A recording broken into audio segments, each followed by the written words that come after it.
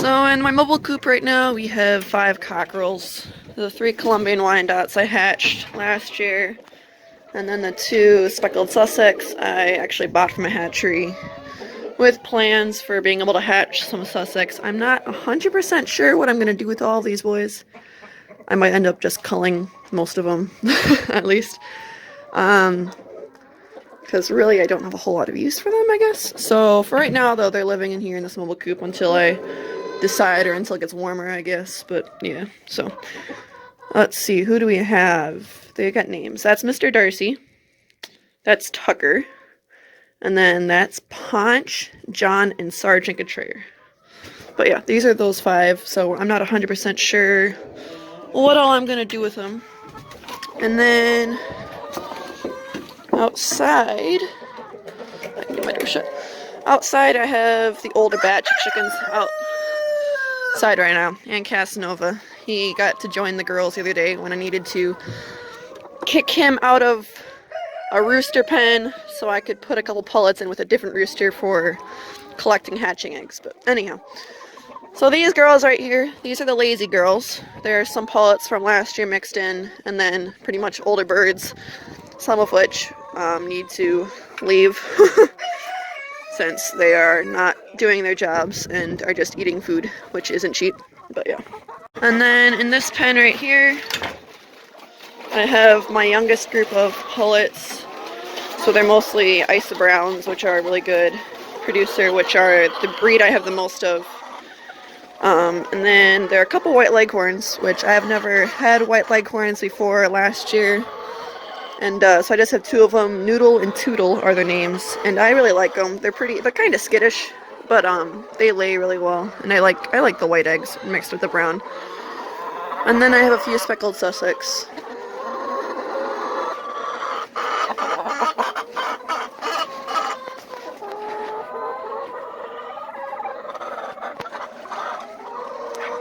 I mentioned how I had to kick Casanova out of the pen with Maxwell because I put in a couple Colombian Wyandotte pullets in with him so that I can start collecting eggs soon to put in my incubator.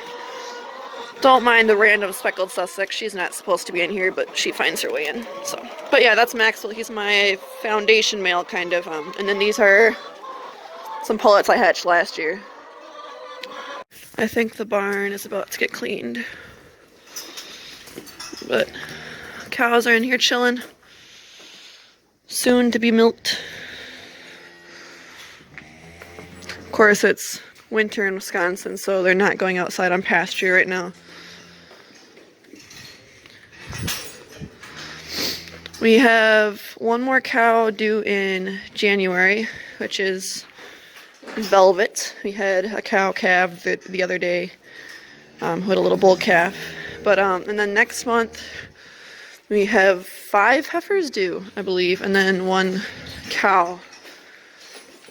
But this is Stormy. She calved the other day. I had a little bull calf. She's doing well.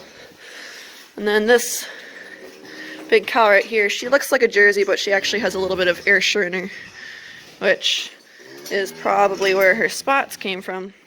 But she's one of the heifers due beginning of February. Marigold is another heifer due in February. She's due towards the end of February, but she's also in the barn. This heifer might... Okay, well, here's the deal. This heifer I figured might be pregnant. We haven't actually had her checked. She was over at the neighbor's house, the neighbor's pasture this summer, so she'd been over there, but before she went over there for the summer, she had gotten bred. But, see, it kind of looks like she's growing an udder. And, I mean, if you feel it, it feels meaty like an udder. But, so she'd be doing March. But last week or a couple weeks ago, it looked like she came into heat and then bled off. Although my uncle who breeds our cows says that it is possible for them to cycle, even if they are pregnant. So I've got to get her vet checked just to know for sure. But, yeah, she's a nice looking heifer. This is Abigail. This is Melania. She's another heifer due next month. We've got 3 heifers due all on the same day in the beginning of February because we had bred 4 heifers, which Abigail was the one who didn't settle. At least on the first breeding. I'm not sure if she ever settled, but we'll see, I guess. And then this is Alana right next door to her. Alana's on the small side, but she's also due next month. And then her neighbor, who also likes to stand in the gutter. This is Jem. She's due in March. And then down here on the end, we have our little bull calf. This is Virgil. He's a very hungry little monkey.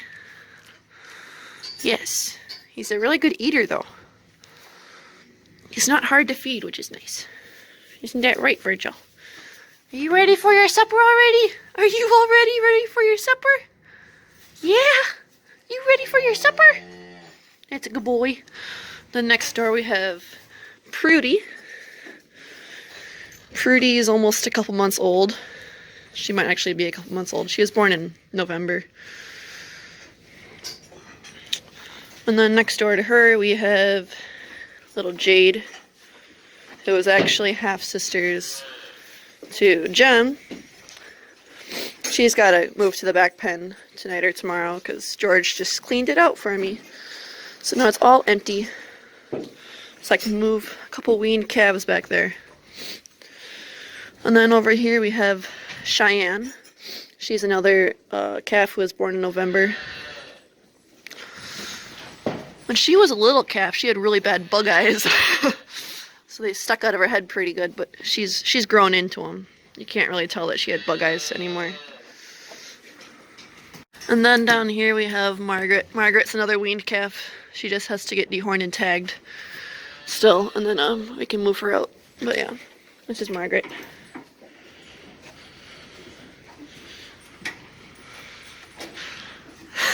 Oh, hello everyone. Please don't mind me, I'm just the dad. Charlotte goes dry end of this month, I believe, because she's due in March. She's an old girl, number 10. So I got a bunch of these smaller cow collars, and I put them on these 9 heifers that I have up back. So that's in hopes that, you know, if I'm wanting to halter break them, I can grab them easier to put a halter on them, because some of these animals are not very tame. So hopefully that'll work out. I just have to keep an eye on them to make sure they're not getting caught or too tight, because obviously we don't want that happening. Right, Catherine? Yeah, we don't want that to happen. But yeah, you might see some of these calves have some ringworm. We haven't had ringworm really for a few years, and then for whatever reason this winter we're having some animals with ringworm. I don't know why, but anyhow, if you see that, that's what that is.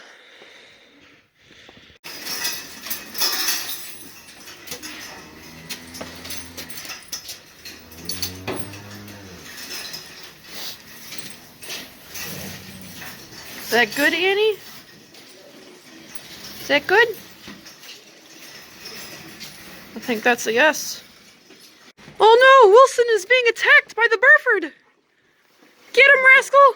Get him!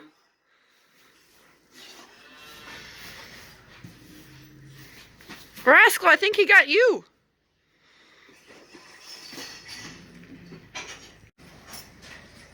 Ruby is awaiting her corn.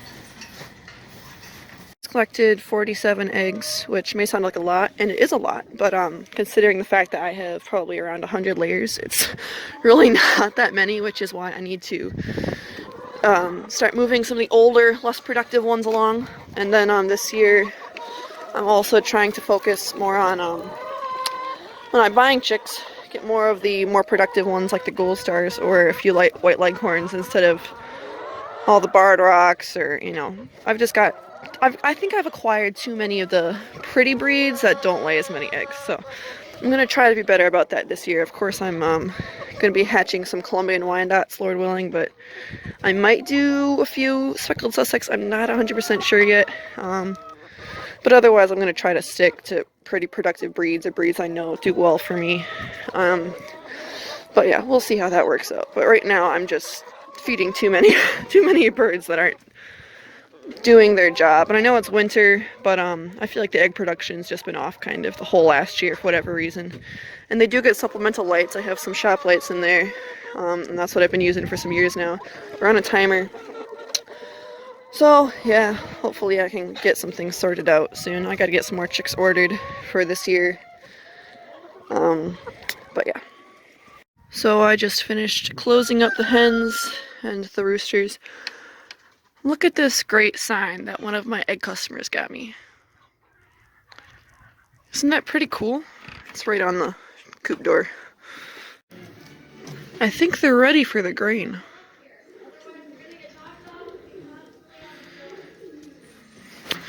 The thing with these heifers is they don't realize when they stand right in front of my door, it's kind of hard to get out to give them what they want. They're not always the brightest.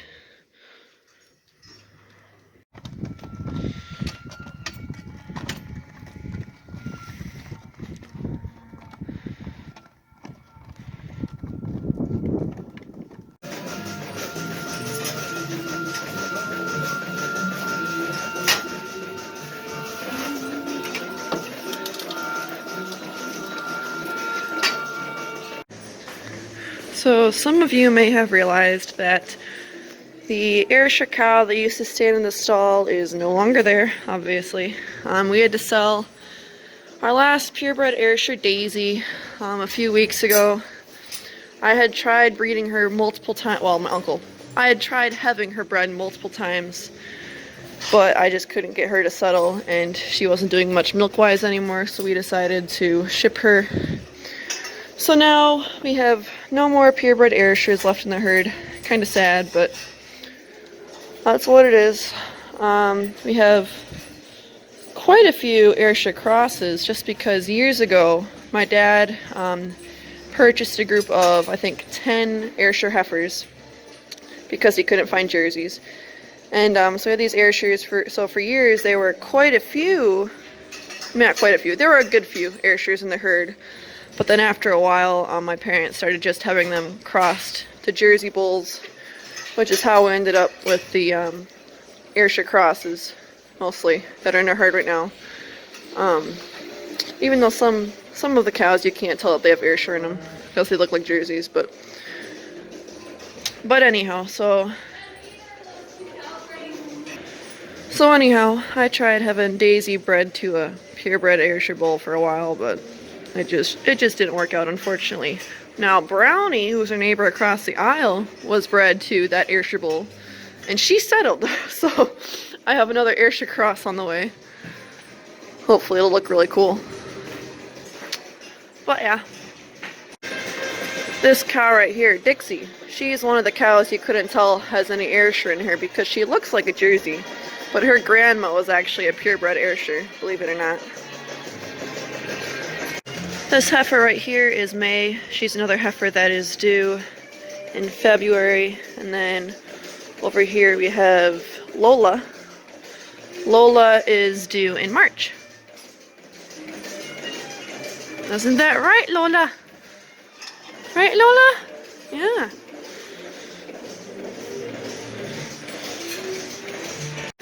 So of course my dad milks the fresh cows with his surge bucket.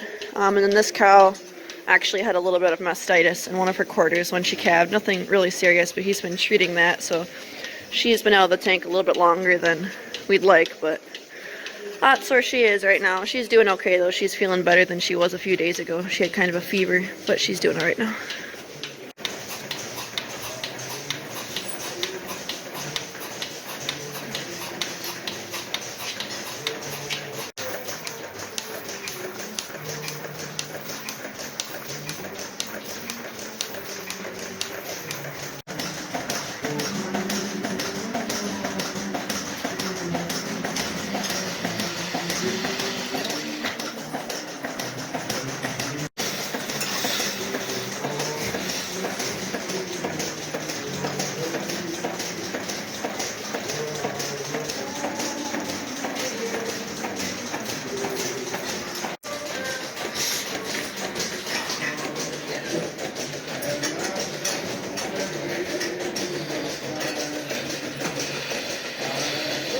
Pickles is also due to have a calf next month.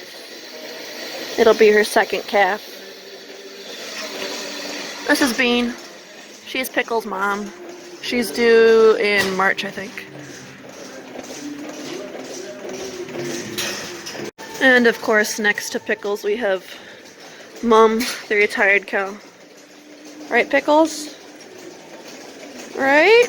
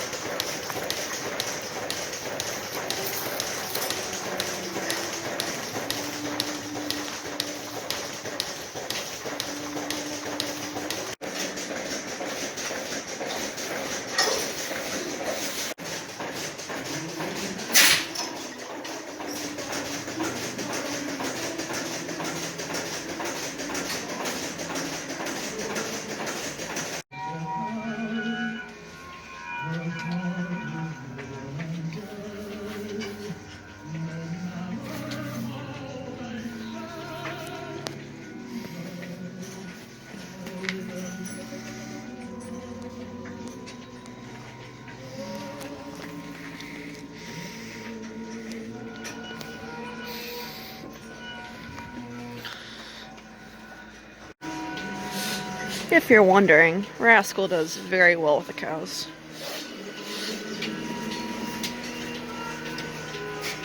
So I just want to do a quick plug, or advertisement I guess, for Hank. He has his 2023 calendars available, and he is charging $20 for the calendar and then shipped anywhere in the United States. So I'm going to put his email in the description box down below, and if you want one, you can reach out to him through his email. I'm going to go ahead and end this video. I hope you all enjoyed it, and thanks for watching.